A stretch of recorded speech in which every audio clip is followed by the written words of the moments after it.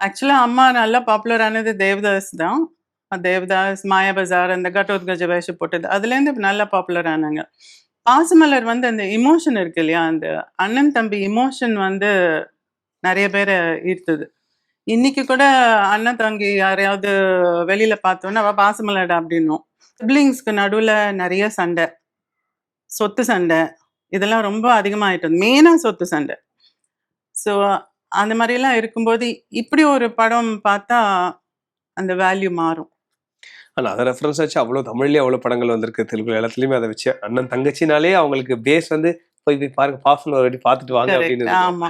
அந்த படம் எப்படி நான் சொன்ன மாரி சிவாஜி ஐயா, சாவித்திரி அம்மா மைண்ட்ல வருவாங்களோ, மலர்ந்து மலராத சாங் வந்து மைண்ட்ல டிஃபால்ட்டா வந்துரும். ஆமா. ஸோ பாடல்கள் பத்தி சொல்லுங்க அந்த படத்துல உங்களுக்கு ரொம்ப பிடிச்சது? மலர்ந்து மலராத எனக்கு ரொம்ப பிடிக்கும். அது ரொம்ப நல்லாருக்கும். அவங்க அது நான் கேள்விப்பட்டது என்னன்னா, 2 பேருமே அந்த சீன்ல நடிக்கிறதுக்காக சாப்பிடாமலே இருந்து முந்தின நாள்ல இருந்து, அந்த எமோஷன அப்படியே உள்ள வளர்த்துக்கிட்டு, அதுக்கப்புறமா தான் அந்த சீனுக்கு வந்தாங்க அப்படின்னு. கண்ணெல்லாம் கூட நல்ல கருவேலையும் வந்து டார்க் அந்த மாரியெல்லாம் கூட வந்து நைட்லாம் தூங்காம அப்படியெல்லாம் இருந்துட்டு தான் அவங்க அந்த சீனயே நடிச்சிருக்காங்க. ஸோ அந்த கமிட்மெண்ட் அது.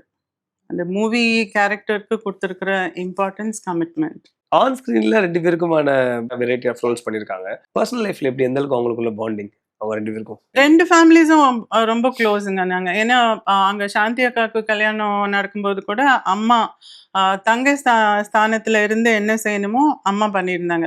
அதேபோல நான் பெரியவ ஆனப்பலாம் கூட அந்த ஃபேமிலி மொத்தமா வந்து என்ன அலங்கரிச்சு, என்ன பார்த்துக்கிட்டதெல்லாம் அவங்க பண்ணாங்க. ஸோ இந்த விஷயத்துல 2 ஃபேமிலீஸும் ரொம்ப க்ளோஸா இருந்தது.